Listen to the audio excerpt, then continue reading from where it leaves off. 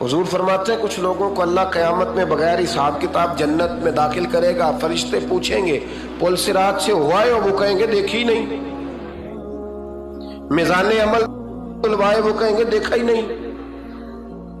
कैसे आ गए? तो कहेंगे खुदा के फजल से आ गए। फरिश्ते पूछेंगे तुम्हारा अमल क्या था? वो कहेंगे कुछ भी नहीं। आम लोगों की तरह नमाज पढ़ते थे, रोजा रखते थे, हज फर्ज हुआ तो किया, ज़कात अगर हमारे ऊपर लागू हुई तो दी, आम रूटीन के मामला। तो फरमाए इतनी बड़ी फजीलत के बगैर हिसाब किताब जन्नत, कोई तो वजह होगी। तो बंदे अर्ज करेंगे वजह एक ही थी कि रब जो हमारे हक में फैसला करता था हम उस पर राजी हो जाया करते। अल्लामा इकबाल ने एक बात लिखी है। इकबाल कहते हैं जब मैं लंदन में वकालत करता था तो एक खातून थी, लेडी बार्नस उसका नाम था। छोटे मोटे मुकदमात लेके वो मेरे पास आती थी। बीबी एक होटल चलाया करती थी। उसका खामन जो था वो फौज में मुलाजम था। इकबाल ने खुद लिखा है, इकबाल फरमाते हैं कि एक दिन वो खातून फिर किसी केस के सिलसिले में मेरे पास आई। तो जब वो आई तो उसने नकाब ओढ़ा हुआ था, बुर्का किया हुआ था। तो चूंकि उसने निकाब ओढ़ा था, मुसलमानों की निशानी थी। नकाब ओढ़ना किन की निशानी है? अल्लाह आपको खुश रखे। तो कहते वो निशानी चूंकि अहले इस्लाम की थी तो मुझे तजस्सुस हुआ। मैंने कहा लेडी खैरियत है? मेम साहब भाई ये बुर्का पहना हुआ है। तो कहने लगी हंस के, इकबाल मुझे पक्का यकीन था कि आप जरूर पूछेंगे। तो मैंने कहा अच्छा तो ये बुर्का? तो कहने लगी अल्हम्दुलिल्लाह मैं मुसलमान हो गई। तो मैंने फौरन कहा कि आपका शौहर तो फौज में मुलाजिम है, फौजी के लिए बदलना और फिर मुल्की कानून और ये चीजें। तो कहने लगी उसने मुझे क्या कहना था, वो खुद कलमा पढ़ गया।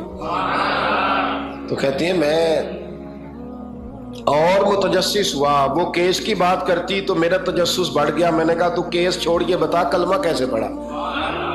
तो कहने लगी इकबाल असल बात यह है कि मैं ना बे औलाद थी, खामद भी बड़े अच्छे पैसे कमाता, मैं खुद भी होटल चलाती, पर डिप्रेशन और टेंशन और बिला वजह की परेशानियां जान नहीं छोड़। ये टेंशन और डिप्रेशन का ना मुझे अरबी तर्जुमा कोई नहीं मिला। ये डिप्रेशन और टेंशन का ना मैंने तलाश किया है, लेकिन मुझे अरबी लुगत के अंदर इनके मानी मुझे लगता है कि उस जमाने में ये चीजें थी ही नहीं।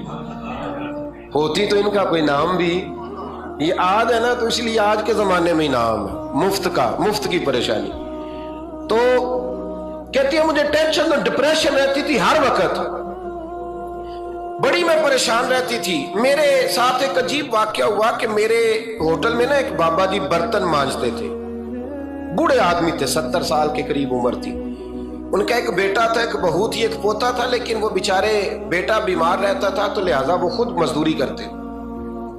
कहते हैं एक दिन वो बाबा जी मेरे पास आए, कहने लगे मेम साहबा 2-4 दिन की छुट्टी चाहिए। तो मैंने कहा खैरियत है? कहने लगे मैडम मेरा बेटा फौत हो गया। बेटा, आपको पता है बाप का जनाजा पढ़ना आसान है, बेटे का जनाजा उठाना बड़ा मुश्किल काम। कहती है मैं कुछ लिख रही थी, मेरे हाथ से कलम गिर गया। मैंने खुद गाड़ी भेजी, बाबा जी गांव चले गए जहां वो रहते थे। कहती 2-3 दिन के बाद मैं और मेरा शौहर गए तो रास्ते में हम बातें कर रहे थे कि क्या ताज़ियत करेंगे। एक ही बेटा था, कोई रिश्तेदार भी नहीं, तो उसकी तो कायनात उजड़ गई। किन लफ्जों से उसे ताज़ियत क्या कहेंगे? कहते जब हम गए तो वो टूटी हुई चटाई पे बैठा था, कुछ लोग करीब थे। हमने जाके कहा बाबा आप मुसलमान हैं, हम आपको क्या नसीहत करें, एक ही बेटा था, कि किस तरह करके हम आपको तसल्ली दे। तो कहते उसने आंखें खोली, बूढ़ी आंखों में ईमान की रोशनी। कहने लगा बीबी क्या ताज़ियत की बात करती हो, मैंने को पैसे जमा करा के बेटा लिया था, खुदा ने फजल से दिया था, अदल से ले गया है। मैं अपने रब के फैसले में बड़ा राजी हूं, अल्लाह बड़ा करीम है, वो ले गया, उसका माल था। आप यकीन करें हमारे देहाती लोग ये कहा करते थे, मैंने कानों से सुना है। एक बूढ़े आदमी का एक दफा बेटा फौत हो गया तो किसी ने उससे कहा बाबा छोटी उम्र में बच्चा चला गया, तो मुझे लफ्ज नहीं भूलते। कहने लगे पुत्र अल्लाह दी फसल है, कच्ची वड्डे तावी हो दी है। सुने आपने भी कभी ये फिक्रा, कच्ची वड्डे ते पक्की ले जाए ते तावी है जो हो दी। तो जब उसका जी चाहा वो ले गया। अल्लाह अकबर। वो खातून कहती है कि वो बाबा जी से मैंने कहा कि चलो आप 1 महीने की छुट्टी कर ले। तो कहने लगा नहीं मैडम मैं मुसलमान हूँ, मुफ्त की रोटी नहीं खाता, मजदूरी करके खाता हूँ, मैं इंशाल्लाह 2-3 दिन के बाद काम पे आ जाऊंगा। कहते हैं वो चंद दिनों के बाद आ गया। अल्लाह की कुदरत के अभी 2-3 माह गुजरे थे, फिर आया। मैडम छुट्टी चाहिए कुछ दिनों की। मैंने कहा खैरियत है? कहने लगे वो मेरी बहू भी हार्ट अटैक से फौत हो गई। कहते अब मैं भी तड़प गई और ईसाई हो के मेरी आंखों में आंसू आ गए। मैंने कहा घर का दरवाजा बंद हो गया, अब ये बेचारा क्या करेगा। वो अपने शौहर के गम में हार्ट अटैक से फौत हो गई। कहते हम फिर 2-3 दिन के बाद ताज़ियत के लिए गए, फिर टूटी हुई चटाई, बूढ़ा ना अपनी उंगलियों से जमीन पर कुछ बना रहा। कहते करीब गई और मैंने जाके कहा बाबा अब तो तसल्ली आपने खुद ही करनी है, जो निजाम था वो तो हो गया। तो कहते हैं फिर उसने आंखें खोली, आसमान की तरफ देखा तो कहने लगा बेटी कोई परेशानी नहीं, मेरा बेटा बगैर शादी के भी तो फौत हो ही सकता था, बस मेरे मालिक ने जब चाहा जैसे चाह हुआ। मैं इंशाल्लाह 2-4 दिन के बाद काम पे आऊंगा। ये मेरा 3-4-5 साल का पोता है, अभी स्कूल दाखिल हुआ है, मैं साथ ले आऊंगा, वहां मेरे साथ ऊपर क्वार्टर में जहां मैं रहता हूं ये भी रहेगा। कहती है मैं सख्ते में आ गई उसकी कैफियत देख के। वो पोते को साथ ले आया। कभी कभी मैं देखती छत पे खड़े होके कि दादा घोड़ा बना हुआ है और पोता सवारी कर रहा है। वो सवेरे उठता, उसको स्कूल छोड़ के आता, शाम को लेके आता, प्यार करता, मोहब्बत करता। तीसरी मंजिल पर हमने क्वार्टर दिया हुआ था, वहां दादा पोता रहते। अल्लाह तू बड़ा बेनियाज है। कहती है इकबाल एक दिन ना पोता ऊपर वाली मंजिल पे खेल रहा था, उसका पैर फिसला, वो गर्दन के बल जमीन पे गिरा। मुझे खबर हुई तो मैं दौड़ी, एम्बुलेंस मंगाई। खून से लिथड़े हुए उस बच्चे को दादे ने अपनी गोद में रखा। और जब हम अस्पताल की तरफ गए तो हॉस्पिटल बाद में आया, जनाबे इजराइल पहले आ गए और कहते हैं वो गोद में दम तोड़ गया। फिर दादे ने उसे अपने हाथों से गुस्ल दिया, फिर उसने अपने बूढ़े हाथों से कब्र खोदी और फिर मिट्टी डाल के कहने लगा इन्ना लिल्लाहि व इन्ना इलैहि राजिऊन। जे सोना ही मेरे दुख विच राजी, जे सोना ही मेरे दुख विच राजी। फिर सुख नू चुल्ले डावा। कहते वो मिट्टी डाली उसने और जब वो वापस पलटा तो मैं बाजू से थाम के होटल करीब लाई और मैंने उसके करीब कहा कि बाबा तू टूट गया है, तू बिखर गया है, मुझे महसूस होता है कि अब ना तेरी रातें और तेरी सुबहें और तेरी शामें गमों में गुजरेंगी। तो कहते हैं यूं उसने हाथ रखे और यूं आंसू छटक दिए। कहने लगा मैडम क्यों मेरे अंदर कोई अकीदा नहीं, मैं कोई लवारस हूं, मेरा कोई रब नहीं, मैं क्यों परेशान रहूंगा, मैं तो पका हुआ फल हूं।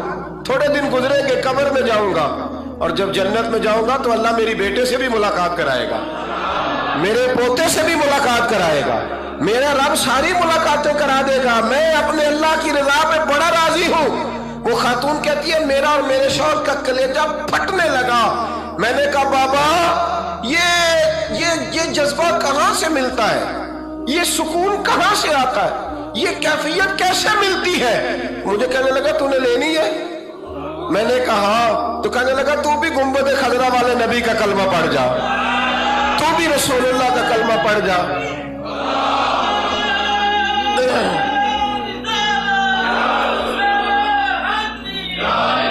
मेरे महबूब का कलमा पढ़, अल्लाह तुझे सुकून अता करे। एक हदीस ना पढ़ लो मुस्लिम शरीफ से, बुखारी से एक हदीस ना पढ़ लो ताकि ये बात मजबूत हो जाए। हजरत अबू तलहा रदी अल्लाह ताला, बेटा शदीद बीमार, मजदूर आदमी थे, कई दिनों से घर थे। बीवी कहने लगी अगर आप घर में बैठे रहेंगे तो खाएंगे कहां से, जाओ आप मजदूरी करो, मैं बेटे को देखती हूँ। अबू तलहा मजदूरी करने चले गए। शाम को आए तो बेटा फौत हो चुका था। औरतें बेहौसला होती है ना अक्सर, पर बीवी ने सफेद कपड़ा डाल के कमरे में रख दिया। बेटा, माँ और बेटा को नाप तकता है रिश्ता, बेटे में सफेद चादर डाल के कमरे में रख दिया। हजरत अबू तलहा अंसारी आए, बेटे का क्या हाल है? कहने लगी अल्लाह की रहमत में है। अल्लाह की कैसा जुमला है, अल्लाह की रहमत में है। खामद ने खाना खाया, बीवी से मिलने को दिल किया तो मुलाकात हो, फारिग होके बैठे। تو خاتون اٹھ کے نا خاوند کے قریب گئی، اس کا ہاتھ تھاما، کہنے لگی نبی کریم علیہ السلام کے صحابی ہو، ایک مسئلہ دریافت کرنا تھا، بتاؤ گے؟ کب پوچھو؟ کہنے لگی اگر کوئی آپ کے پاس امانت رکھوائے اور پھر اپنی امانت واپس مانگے تو کیا کرو گے؟ حضرت ابو طلحہ کہنے لگے پوچھنے والی کیا بات ہے، جس کی امانت ہے واپس کر دیں گے۔ اب زوجہ روئی، اب صبر والی بی بی روئی، اب ماں روئی، آنسو ٹپکے، آنچل سے پوچھ کے کہنے لگی ابو طلحہ وہ بیٹا بھی اللہ کی امانت تھا اور رب اپنی امانت لے گیا ہے، اٹھو غسل کفن کا بندوبست کرو۔ حضرت ابو طلحہ اٹھے، آمتے کامتے ہاتھوں سے غسل کفن دیا، مسجد نبوی میں پہنچے، محبوب کی بارگاہ میں عرض کیا تو رسول کریم فرمانے لگے تیرے اور تیری بیوی کے عمل سے اللہ بھی بڑا راضی ہے، اللہ کے رسول بھی بڑے راضی ہیں اور اللہ تجھے برکت عطا کرے گا۔ صحابہ کہتے ہیں پھر اللہ نے انہیں 9 بیٹے عطا فرمائے، پھر اللہ نے انہیں اللہ کی رضا پہ راضی رہنا سیکھو، اللہ کے قریب چلے جاؤ گے، اللہ کی رضا پہ۔ حضرت سفیان ثوری دعا مانگ رہے تھے، یا اللہ راضی ہو جا، یا اللہ راضی ہو جا، یا اللہ راضی ہو جا، دعا مانگ رہے تھے۔ بی بی رابعہ بصری پردے کے پیچھے بیٹھی تھی، جب دعا لمبی ہو گئی تو کہنے لگی سفیان بس کر، کوئی اگلا لفظ بھی بول، بس کر۔ آپ فرمانے لگے تجھے کیا ہوا؟ تو کہنے لگی تو کب سے کہہ رہا یا اللہ راضی ہو جا، یا اللہ راضی ہو جا، پہلے اپنے دل پہ ہاتھ رکھ کے بتا تو اللہ سے راضی ہے؟ تو راضی ہے اللہ سے؟ تو روز نہیں کہتا پیسے نہیں ہے میرے پاس مجھے دے، تو روز نہیں کہتا یا اللہ فلانی چیز کوئی نہیں دے، اے اللہ فلاں کو دے دیا مجھے کیوں نہیں دیتا معاذ اللہ، تو روز شکوے نہیں کرتا؟ فرمایا پہلے تو راضی ہو جا۔ ترمذی شریف کی حدیث ہے، میرے نبی کریم علیہ السلام نے فرمایا تم اللہ کے دیے ہوئے تھوڑے رزق پہ راضی ہو جاؤ، اللہ تمہاری تھوڑی عبادت سے راضی ہو جائے۔